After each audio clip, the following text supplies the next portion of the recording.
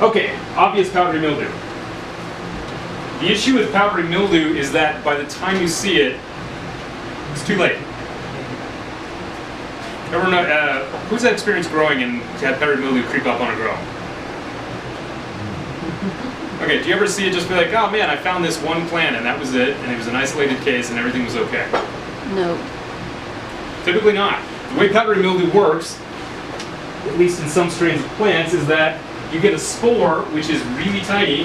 This one is zoomed in a lot. It's got a little peg here called an infection peg. It lands on the plant, so this is the representing the surface of the leaf.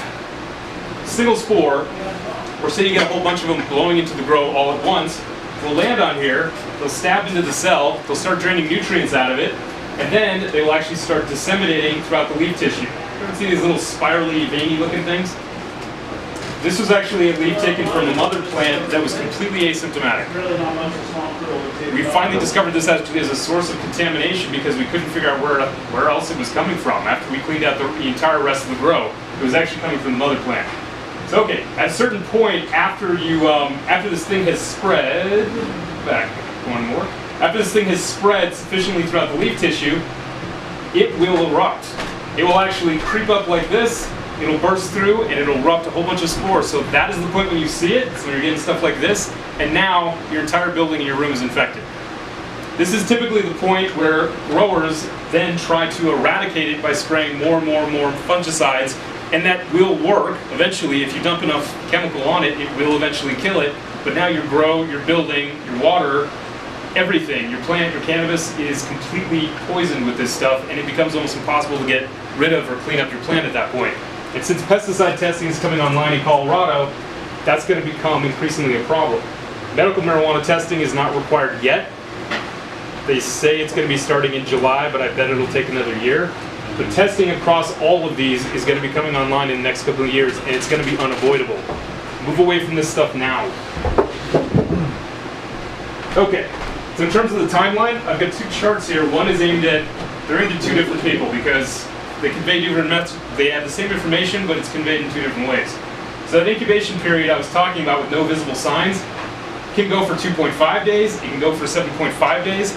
I haven't actually figured this out, but we know that there are different strains or mutants of powdery mildew, and because grow conditions can vary pretty widely between different grows, and depending on how much spore was actually inoculated there in the first place, it can be a while. It can be up to 7.5 or even 15 days before this thing pops out. If it's particularly virulent, we've seen it occur as early as 2.5 days, but typically we're looking at 7.5.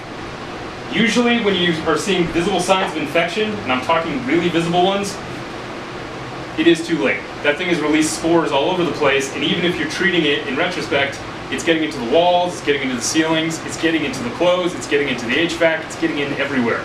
So you've got what my friend Lexi calls a snow globe effect. You're walking through a winter wonderland, it's covered with dandruff and things. Yeah. You guys have to admit if you've ever done this, but yeah. If you ever get into that, make sure you just have like PPE, mask, and that kind of thing, because even though powdery mildew is not pathogenic to humans, your immune system really doesn't like it anyway. Okay, what this means in terms of money, I kind of just reached out. If you use preventative treatments during the incubation period, a couple of dollars. The problem is that people and growers have resorted, because it is so hard to tell actually when they're going to get an outbreak or not, and even control it because it's now widespread across the region, to simply spray the entire room. It works. You just coat the entire room with fungicides, and it's unlikely you're going to get an infection and an outbreak, but for all the problems I mentioned before, this is becoming a less viable strategy. In 3 of the grows that we worked on in the fall, all of them had powdery mildew that was completely resistant, or at least effectively resistant enough to the fungicides that they were using, that they were spending a tremendous amount of money on Eagle 20, and it wasn't doing anything, and their product was tainted. So there are other preventatives. Where'd Joseph go? Matford!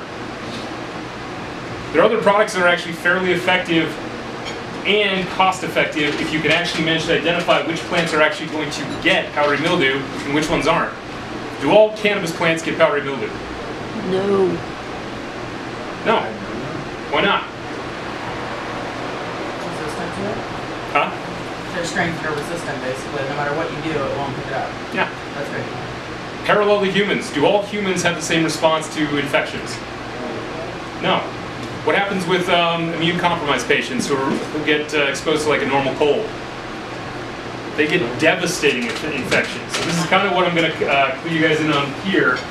So certain cannabis plants have what are almost like a normal equivalent of an immune system, and certain ones actually have highly compromised systems. This is analogous to what happens in other plant species too, particularly with hops.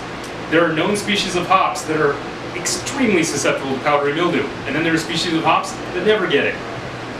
Why do we keep around these strains if they keep getting sick?